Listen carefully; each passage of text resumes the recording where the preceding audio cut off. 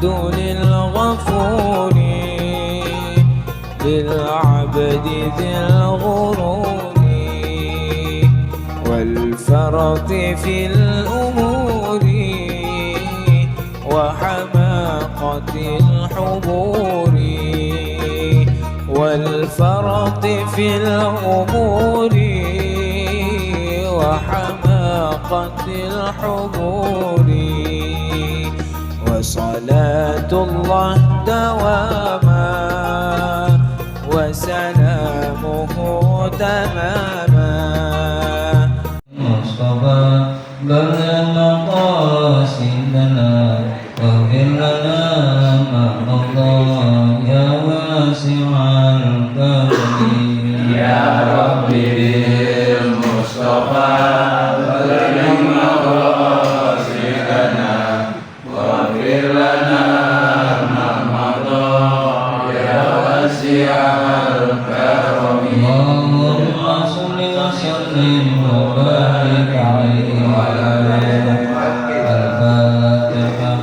أعوذ بالله من الشيطان الرجيم بسم الله الرحمن الرحيم الحمد لله رب العالمين الرحمن الرحيم مالك يوم الدين إياك نعبد وإياك نستعين اهدنا الصراط المستقيم صراط الذين أنعمت عليهم غير المغضوب عليهم ولا الضالين آمين.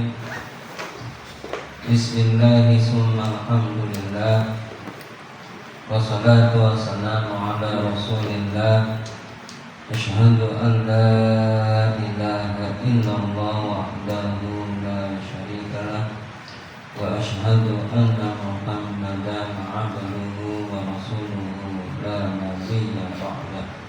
Allahumma shalli ala sayyidina Muhammad wa ala alihi wa sahbihi wa mawalah.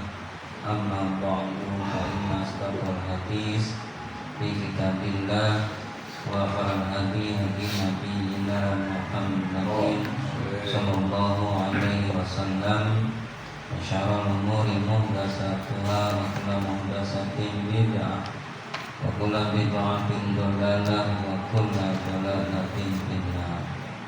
Para jamaah kaum muslimin Majelis Al-Quba rahimakumullah, wabil khusus saya hormati Ketua Majelis Al-Quba Bapak Syahid beserta pengurus, saya hormati pula penasihat kita Bapak Yasin dan Bapak Kaiman dan para jamaah yang hadir dengan kumpul kita di sini dalam hal ibadah.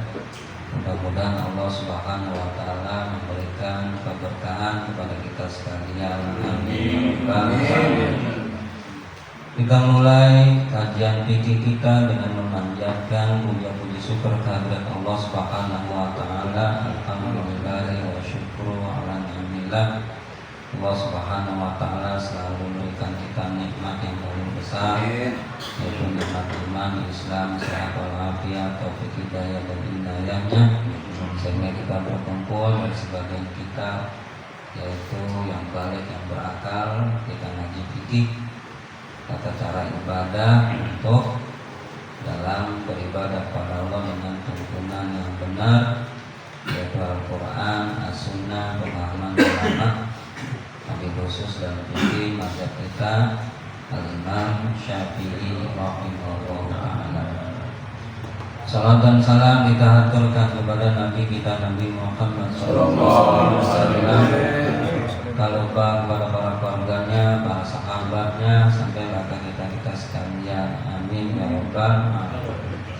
Malam ini kita lanjutkan kembali kajian kita kitab Safinah, yaitu makan Safinah, yang mana syaratnya kasih fakir saja.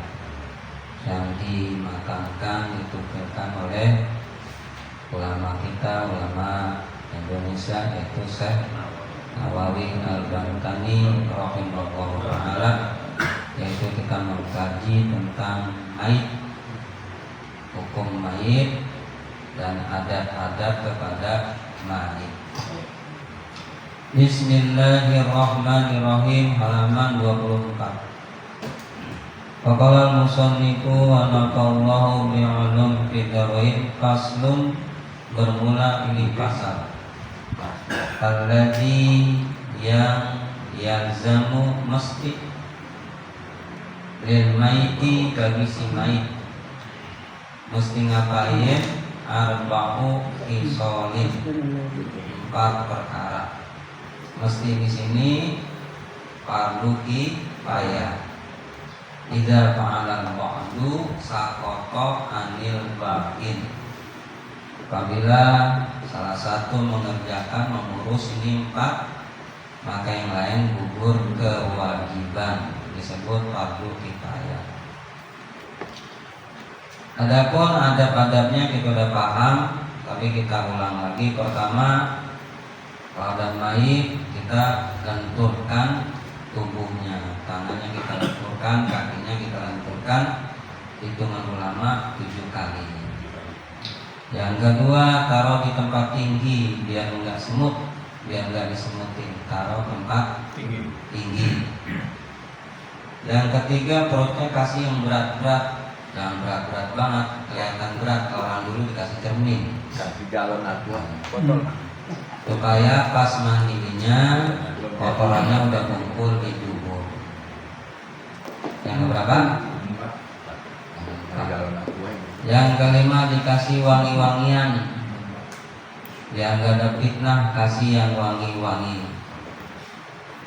Yang keenam, kakinya madhep kiblat, kakinya madhep kiblat, kalau kiblat ke sono, kakinya madhep sono. Pas sudah dimandiin, baru mandiin, kapanin, baru palanya madepin kayak mau sholat kita jenazah. Supaya kalau ada orang, ada waktu darurat, dia pengen sholat duluan, silakan. Keterangannya gitu tuh. Jadi masih kotor, kakinya madep kiblat, dimandiin, kakinya madep kiblat. Pas udah dikapanin, baru palanya ngadep ke kanan. Kalau ada orang ingin sholat duluan, nggak usah dirubah-rubah. Bagaimana hukumnya? Boleh. Wala tusannu i'adatuha, dalam kitab Iqna. Lebih kitab lebih penjabaran di Fathul Ahyar. Habis Fathul Ahyar kitab Iqna. Wala tusannu i'adatuha, tidak disunahkan mengulang mayit. Jadi nyolatin sekali, 2 kali, 3, enggak disunahkan, cuma dianjurkan. Wa in i'adat, kalau diulang lagi waqa'at naflan, jatuhnya bukan fardu kifayah. Jadi sholat pertama fardu kifayah, sholat kedua dianjurkan. Jadi kalau ada orang nyolatin lagi, jangan diomelin. Keterangannya ada. Wala tusannu i'adatuha wa in i'adat waqa'at naflan. Dan sunnah, kalau ketinggalan nyolatin ternyata udah dikapanin, udah dikuburin, udah dimakamin, kubur datang di makam, sholatin, sunnah. Di makam. Ketinggalan, mana mayit nih? Wah udah di makam, kuburin. Dia lihat mau nyolat, maka di kuburan langsung sholat mayit. Sunnah, karena Nabi pernah terjadi pas Nabi mau nyolatin Bilal, tapi bukan Bilal itu ya. Maka jadi makam, Nabi ke makamnya langsung sholat mayit. Boleh begitu. Nah udah begitu baru diumumin. Jadi rapiin dulu mayit, dan ujuk-ujuk umumin dulu masih mau sholat, rapiin dulu, diumumin. Udah rapi, terutama matanya tutupin, mulutnya yang hangat tutupin, ininya di apa, kerangannya ditekan-tekan. Udah rapi semua, diumumin. Diumumin niatnya 2. 1, biar orang Islam tahu ada yang meninggal. Yang kedua, supaya itu dia datang ikut nyolatin. Ini yang penting ya. Bukan sekedar diumumin, tapi niat mudah-mudahan yang tahu datang ngikut nyolatin. Biar min akhir khair. Kalau kita udah paham begitu dengan orang meninggal, berarti kita harus dua tuh, takziah dan ikut nyolatin. Dan sekarang yang masih disebut tabu padahal sunat juga, perempuan nyolatin juga. Bukannya perempuan nggak nyolatin disuruh. Cuman pas ke makam baru nggak ikut, nggak boleh. Dia 2 fase, udah semua laki selesai nguburin, balik laki, baru perempuan datang. Begitu, jangan itu ada badatnya. Diangkatlah tuh. Diangkat, keterangannya ada lagi Imam Syafi'i mengatakan. Nah ini perlu kita rubah dikit-dikit, tapi jangan dibarengi nafsu. Al-maitu kal hayyi, mait seperti orang hidup. Kalau orang hidup itu kalau jalan kaki, maka mait pun kalau digotong kaki keluar. Ini harus kita bilangi, tapi jangan nafsu. Pakai dalil. Al-maitu kal hayyi, mait seperti orang hidup. Makanya mait pas dimandiin wudunya sama seperti orang hidup. Kita malah yang salah. Mait dimandiin pakai kain, tangan kita ke bawah. Harusnya kita mandi pakai kain, nggak telanjang.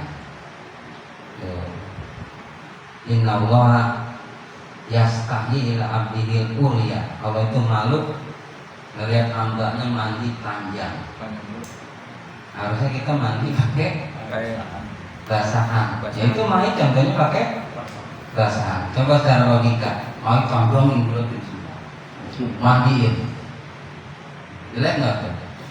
Lah kenapa kita nggak ngikutin? Tuh. Kita pandang bulat, apok, ini ada. Kalau bisa mandi, jangan main pakai kain yang udah nggak ada rohnya, pakai tanah, pakai penutup. Pas ke makam ini sekali lagi kalau bisa buka sendal. Nih, karena mait itu terasa kayak petir nyamber tuh. Kalau orang ke kuburan pakai sendal, buka sendal. Kata Imam Nawawi boleh pakai sendal. 1, itu di pemakaman banyak duri. 2, kanannya lagi becek. Nah, boleh pakai sendal. Tapi kan sekarang di makam udah rapi banget. Jalannya dipelur, udah enak. Dikasih rumput, malam-malam dikasih lampu. Pokoknya enak dah. Nah itu kalau bisa jangan pakai sendal, dirubah dikit-dikit. Nah itu adab-adabnya. Ada 4 yang fardu kifayah mengurus mayit. Yang 1 mahram, urutannya bapak, ibu, kakek, anak, ponakan, cucu. Nah ini yang masih boleh ngurusin mayit. Selain itu nggak boleh. Ikhtilafiyah sepupu ikhtilafiyah tuh, karena Nabi menikahkan sahabat Ali dengan anaknya sepupu. Berarti masih bukan mahram, ikhtilafiyah, bagusnya sepupu jangan. Nah itu keterangannya. 1, gusluhu. Nah ini kalau segi lafaz, hati-hati antara niat mandi sama niat wudu. Niat mandi kalau membasuh goslu. Ada goslu, ada guslu. Makanya saya mau nanya Imam Syafi'i ya, kita lihat mandi nawaitul gusla apa nawaitul gosla? Gusla apa gosla? Ini penting juga. Nawaitul gusla birofil hadasil akbari anjamihil badani. Gusla apa gosla? Tuh, dia gosla. Tuh, beda dikit artinya bahaya. Kalau gusla? Yang benar gusla. Kalau gusla mandi. Kalau goslu nyiram. Nyiram. Nyeblok. Gos. Mandi gusla. Beda dikit yang niatnya. Nawaitul gosla. Oh dari itu. Yang benar nawaitul gusla. Jadi pertama gusluhu, memandikannya. Tadi kalau memandikan kakinya ngadep kiblat. Kalau tempat mandinya bisa. Kalau nggak bisa darurat nggak apa-apa, nggak ngadep kiblat. Syaratnya wasatru auratihi, tutup auratnya. Imamin di depan, wawaroin di belakang. Tutupin pakai kalau bahasa ini pakai kain tutup. Hordeng. Tutupin yang rapat biar nggak ada yang ngelihat yang bukan mahram.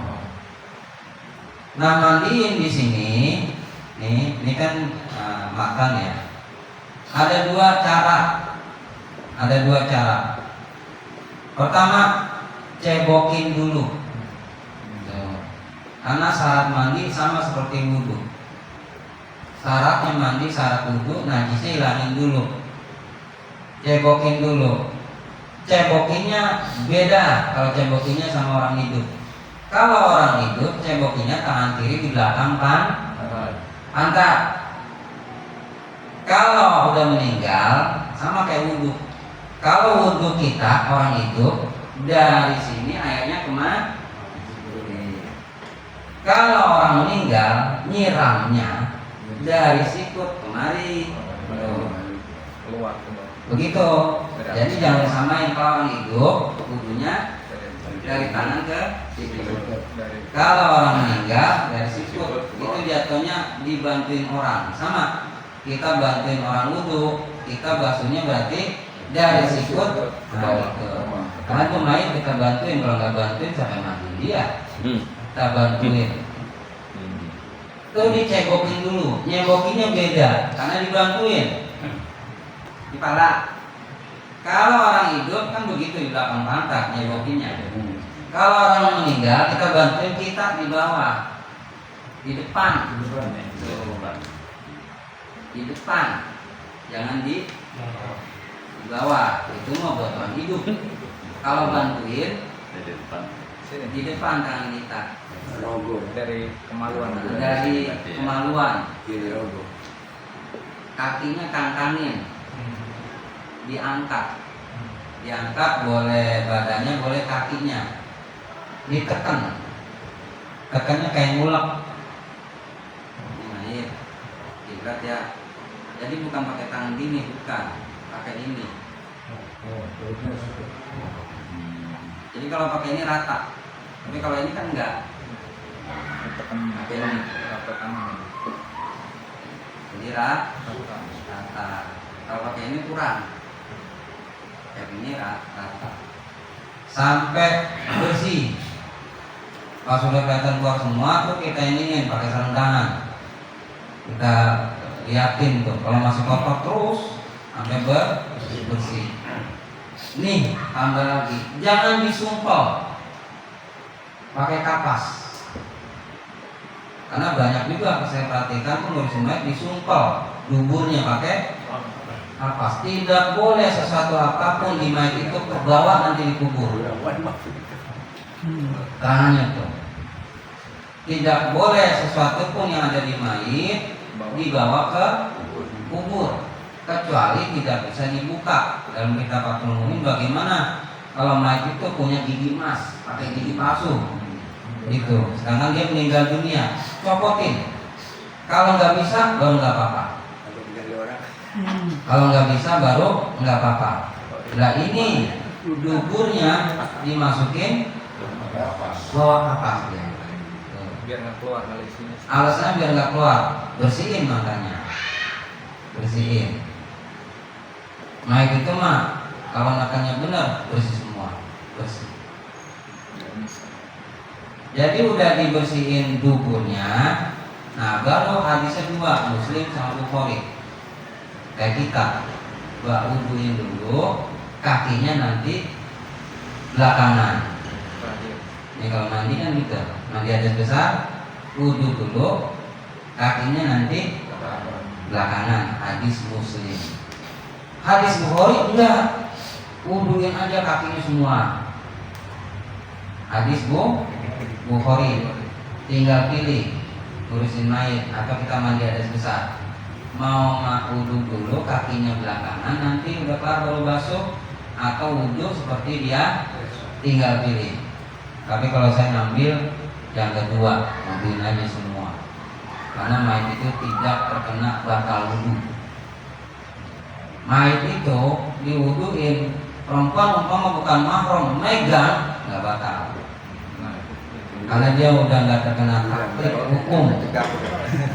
Kebanyakan kan pakai batal, batal. Mayatnya udah nggak terkena hukum. Yang batal, yang hidup itu. Mayatnya mah kagak batal. Nah udah dimandiin, itu sunnahnya 3 dan 9 dibasuh. Nabil musla bi azal maiti fardal kifayati lillahi ta'ala. Nabil musla bi azal maiti kalau laki-laki. Kalau perempuan nabil musla li hazihil maitati. Kalau anak kecil laki-laki nabil musla li hazat tipli. Tipli anak kecil laki-laki. Kalau anak kecil perempuan nawaitul ghusla li hadhihi tiplati. Tiplati. Berapa kali? 39 dibasuhnya tuh. 39 udah diwuduin, dibasuh. Pegangnya jangan kencang, hadisnya tuh soheh, dia kesakitan. Sakitan, pelan-pelan. Pelan-pelan. 3 kali 9 kali. Udah semua kita itu mah terserah, ada terserah. Mau dimiringin, mau iniin, yang penting airnya kena semua. Sudah dimandiin. Sunnah mandi itu dengan sidrin, wakapurin, bidarak, dan kapur barus. Bahasa kita kelamper. Nah, sunnah. Tetapi kata Imam Nawawi itu tradisi Arab. Boleh memakai selain itu yang kira-kira si mayit baunya hilang. Kalau saya nambahin pakai timun. Iya. Timun diparut. Boleh. Tapi tetap juga kalau nggak ada kelamper, utamain sidrin. Sidrin yang buat ruqyah. Sidrin daun bidara Arab ya, bidara ditumbuk halus kalau ada.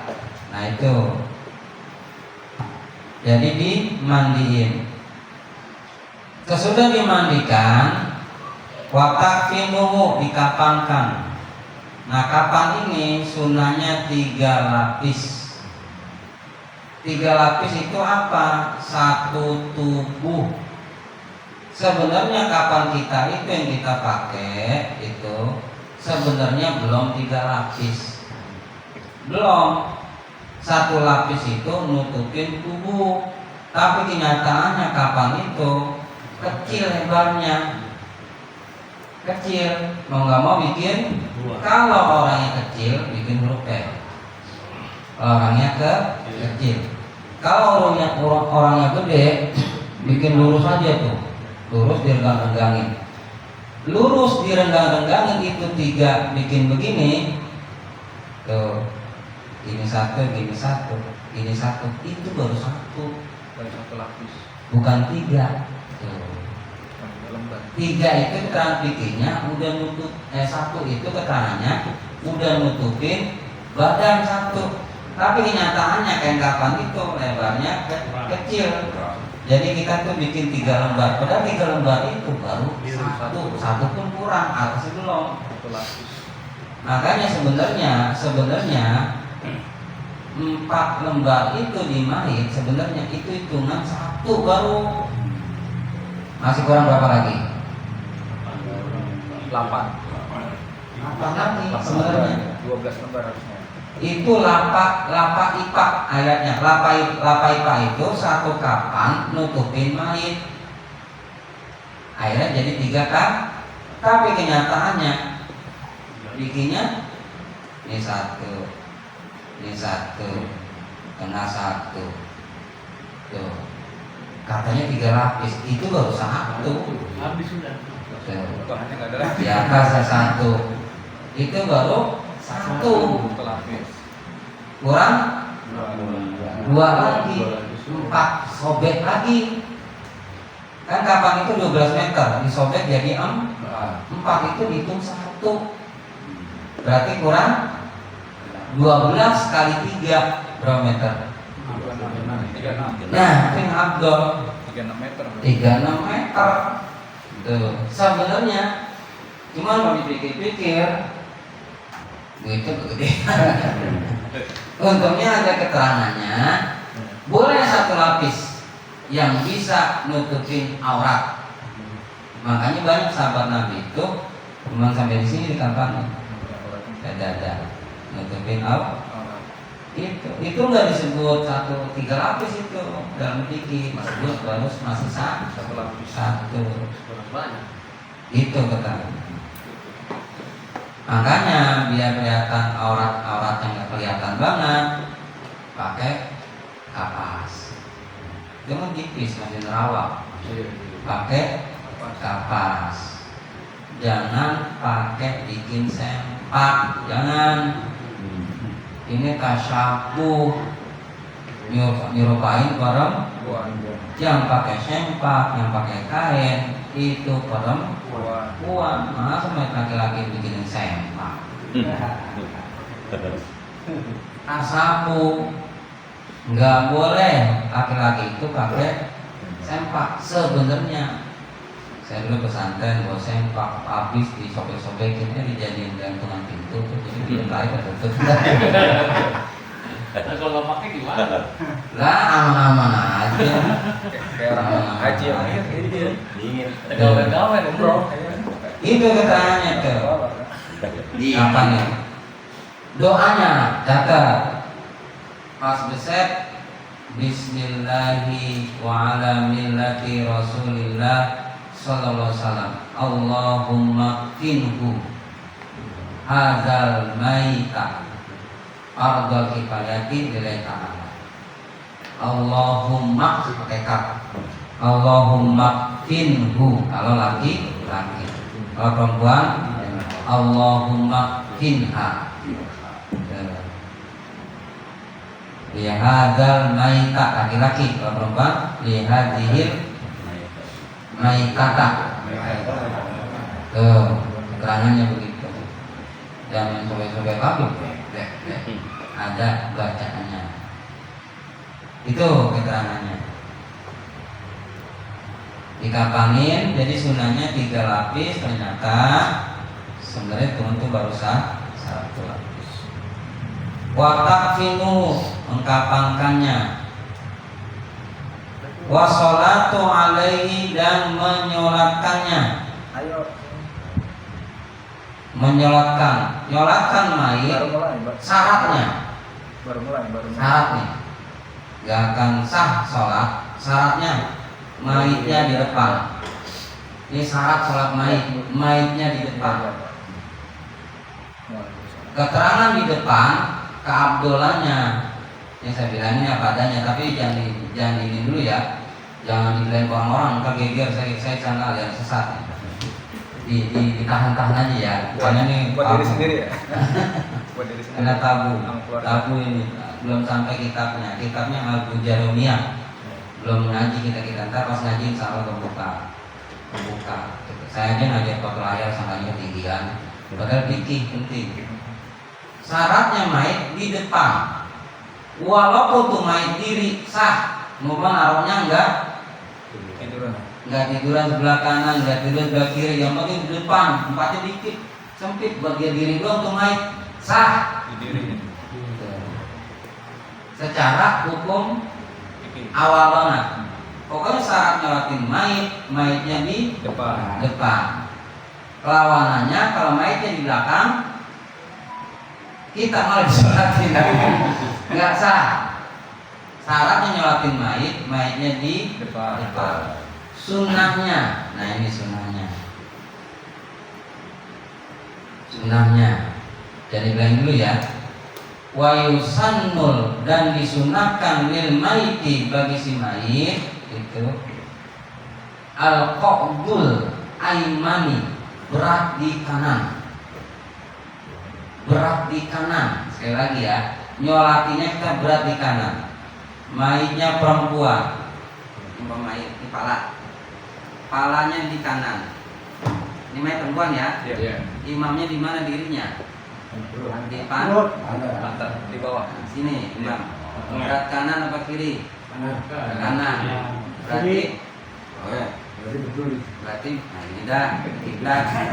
Ini mayit perempuan. Sekali lagi mayit perempuan. Imamnya di mana? Di pantat. Berat kanan kiri? Kanan. Ini benar. Kalau mayit perempuan palanya di kanan. Mayit laki-laki naruh di kanan juga ya? Iya. Imamnya di mana? Di kepala. Berat mana? Kiri. Itu kesalahannya. Berarti ini harus dibalik tuh. Sebenarnya begini. Kalau Imamnya di mana? Kanan kiri. Bilangin begitu, habis sangkala dan sesat. Iya. harus belajar. Karena fikihnya belum ketemu. Saya menyadari kampung Tugu itu ngaji kitabnya belum sampai ke syarat-syarat yang tinggi-tinggi, yang kekhususan main dibahas, enggak, belum sampai di situ. Yang kan gitu, bab dagang aja jarang, bab dagang jarang, bab nikah jarang, paling ngajinya sampai bab sholat puasa udah ya, balik lagi. Makanya yang begitu jangan dulu dibilangin geger. Tuh disuruh berat yang kanan, disuruh lihat sapi motong, palanya di mana? Selatan. Motongnya di mana? Leher. Berat mana? Kanan. Kalau sapi. Sapi. Motongnya di mana? Berat di mana?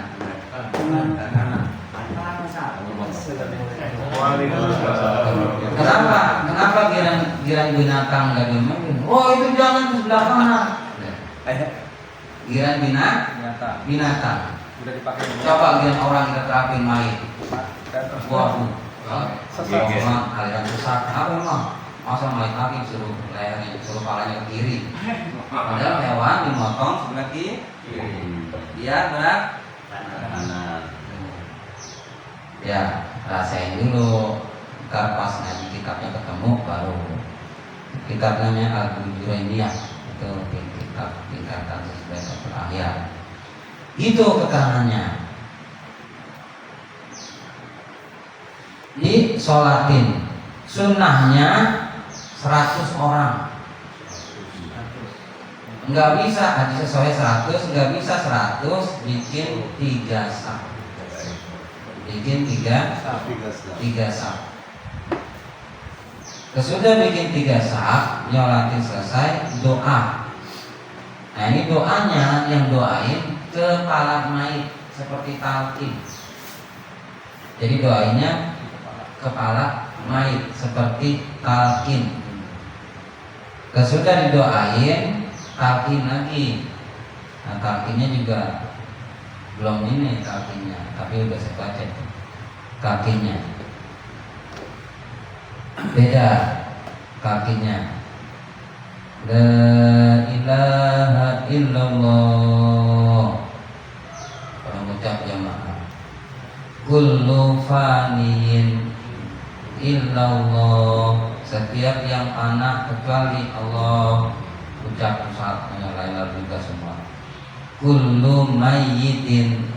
Setiap yang mati illallah, melainkan hanya Allah. Baru kullu syai'in halikun illa wajhah lahul hukmu wa lahul hamdu wa ilaihi turja'un. Allahumma ftah lahu, Allahumma fir lahu wa betah lahu abwaba samai ya arhamar rahimin. Itu doa Nabi baca pas roh lagi diikutin. Jadi minta dibukakan, Allahumma fir lahu, ya Allah ampuni dia, waftah lahu, dan bukakan dia abwaba samai, pintu-pintu langit. Itu roh. Jadi rohnya ikutin mayit, kajian sampai ke makam, udah selesai di makam, itu rohnya minta dibukakan. Tuh. Nah ini belum pada baca, belum.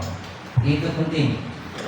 Allahumma fir lahu, waftah lahu abwaba samai ya arhamar rahimin. Atau kalau perempuan Allahumma fir laha waftah laha abwaba samai ya arhamar rahimin. Bawa ke makam. Wadah numu, dan dimakamkan. Bawa ke makam, kaki duluan. Pas ke makam kita buka sendal. Abdolnya, adabnya. Jadi mayit ditaruh begini salah. Ini kuburan.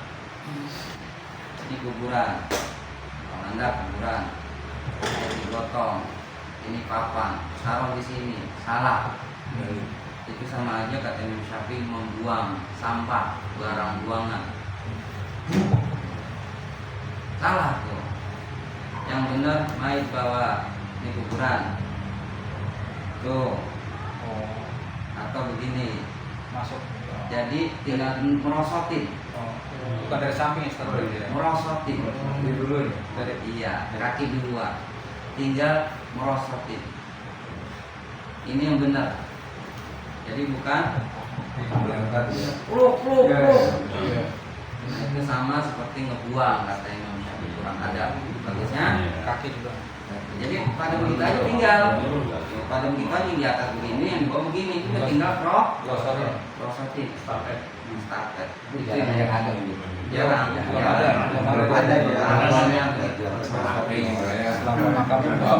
Karena udah tradisi, jadi susah prosotin.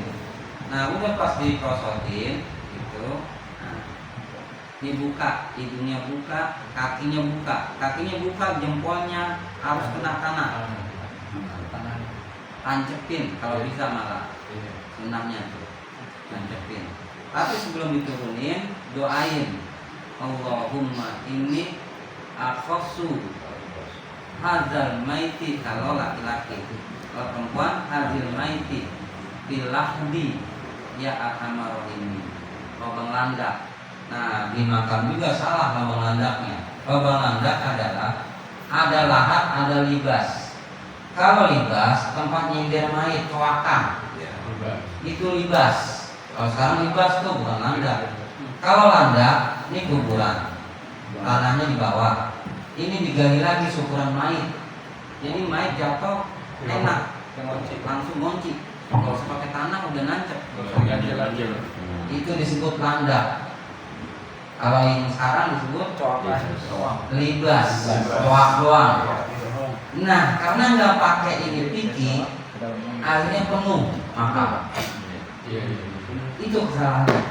Kalau pakai lubang landak, nggak bakalan penuh, karena dia badannya sama tanahnya.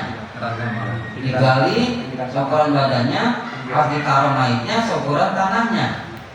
Tuh, otomatis nggak disebut penuh. dua metode kata Imam Syafi'i. Yang namanya syariat nggak mungkin bikin susah. Kata Imam Syafi'i, kalau laki-laki bikin jangan terlalu dalam. Kalau perempuan dalamin kan aurat. Jadi jigja. Cetek dalam, cetek dalam, cetek dalam, cetek dalam. Lubang landak. Kalau tanahnya keras, lubang landak sebelah kanan. Kalau tanahnya becek di tengah. Tuh. Itu insya Allah nggak ketemu dia kalau digali. Nggak ketemu, nggak ada alasan tukang gali kubur penuh. Tuh. Nah ini perlu kita harus usulin ke kelurahan. Iya, tukang gali kubur biar dapat pelajaran tata caranya, bukan sekedar bikin lubang. acul doang. Saya yakin kalau pakai syariat nggak penuh, nggak mungkin Nabi kita memberikan syariat itu jadi mudah sekarang. Wah, belum penuh. Syariat nggak mungkin bikin rusak. Pasti ada kesalahan. Oh, ternyata galinya nggak pakai ilmu. Coba kalau mungkin landaknya agak dalam ukurannya. Terus kalau laki-laki agak cetek, perempuan agak. Jadi pas macul nggak ketemu, karena jika. Nah ini saya melihat kejadian di Bekasi. Di Bekasi itu makam pribadi, turun temurun, nggak penuh. Pas saya datang ke situ, lubang landaknya kayak gitu ternyata. Lubang landaknya kayak gitu ternyata. Wah ini benar Pak Ustaz, iya ini. Saya dapat belajar dari Sukabumi begini, nggak penuh. Padahal paling 100 meter udah turun temurun, nggak penuh. Ternyata begitu.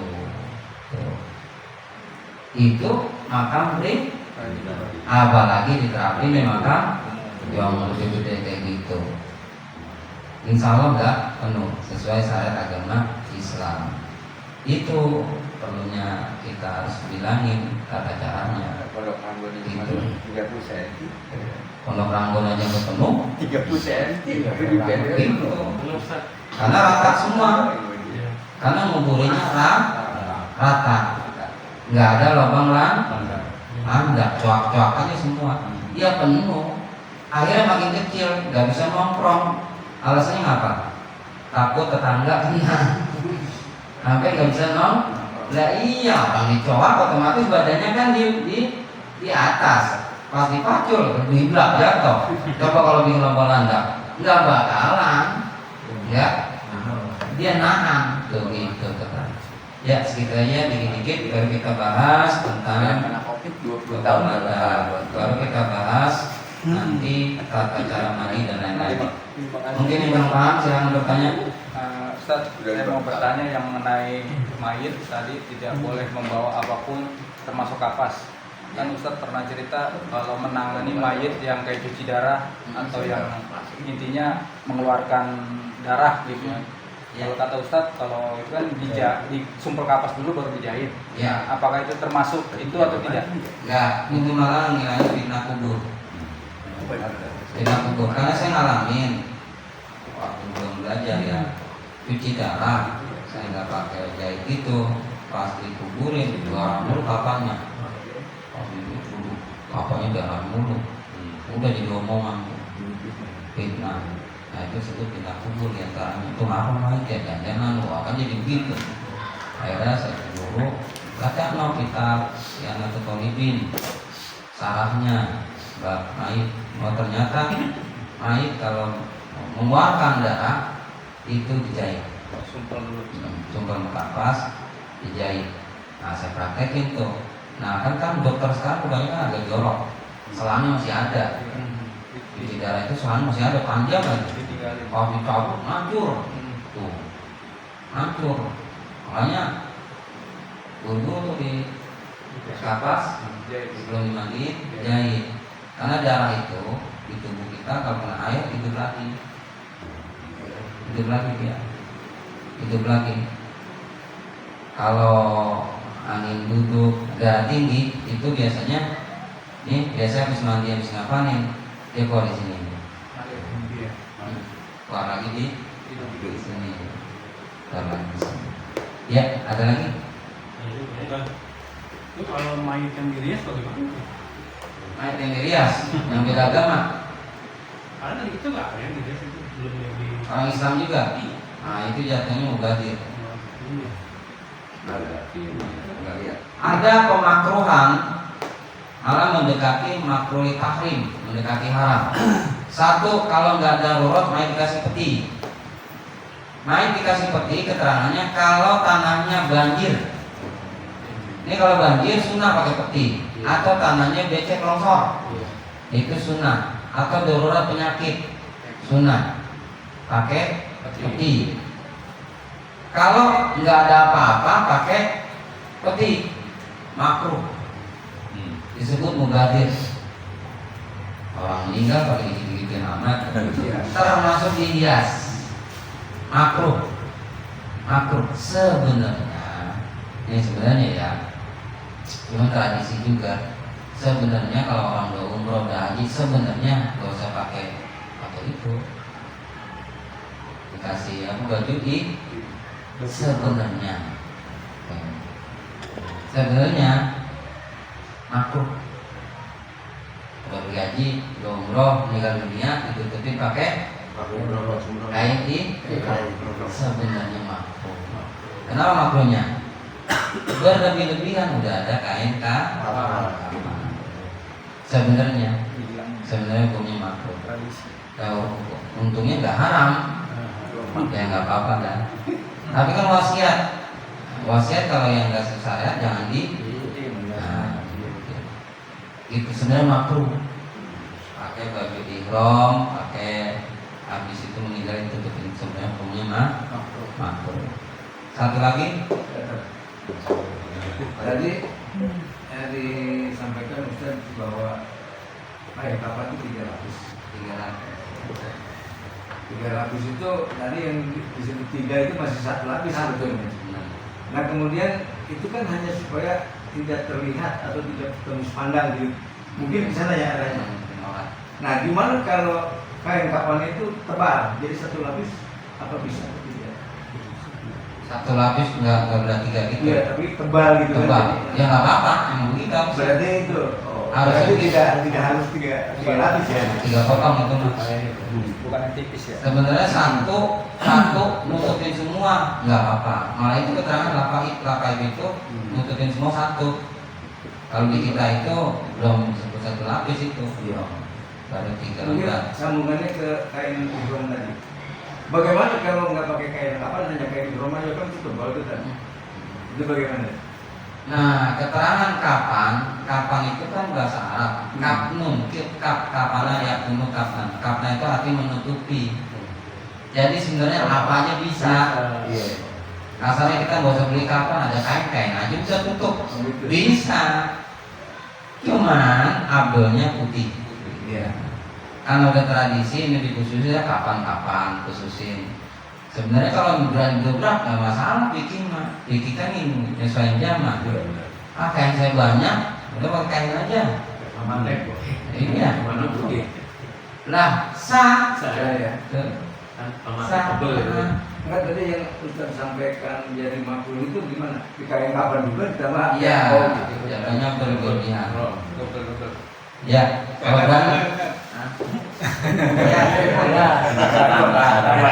Ya, kalau di kubur itu kan kita boleh mau, misalkan kakinya di fan dalamnya, itu gimana? Kakinya di keluarin dulu. Kayak ada besi putih ya. Kalau nggak bisa, baru nggak apa-apa. Diusahakan dikeluarin. Kalau sudah terkubur gimana? Kalau udah terkubur? Ya udah. Kayak puasa itu. Ya udah. Enggaknya baru setelah dikuburin ya. Ya udah. Enggak apa-apa. Kan ada juga yang nanya, kakinya kan dipotong, nah dikuburin. Pas meninggal, ada usul gali lagi kakinya. Jangan. Ya bahaya itu fitnah kubur. Dalam fikih tapi kalau dari dikubur ya udah jangan digali lagi. Kalau dari masih ini, kecuali sesuatu yang bukan dari tubuh dia. Ya, Iya. Terus satu lagi yang kalau masuk ke ambulan nih kan berarti kaki dulu ya atau kepala? Kaki. ya. Kalau kan ambulan itu pala duluan, puterin. Kaki dulu berarti. Iya, ambulan kan pala duluan. Iya. Nah puterin, masuk ambulan kepala. Itu jatuhnya kita kayak ke rumah kan pala masuk. Ambulan itu rumahnya.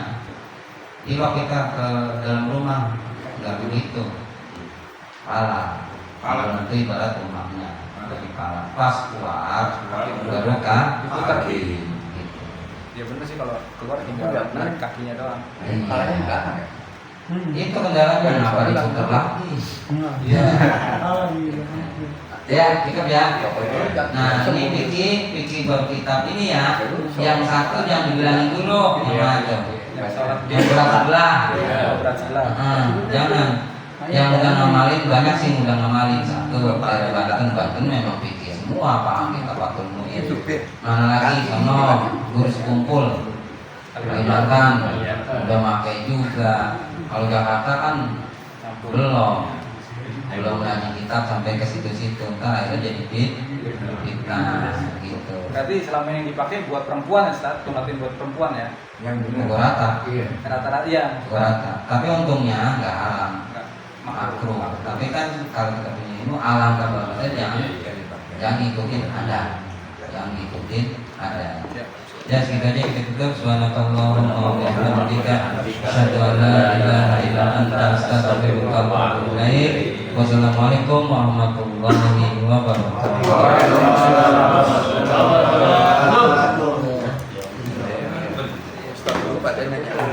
Kebet kita kembali. Ini mana nih?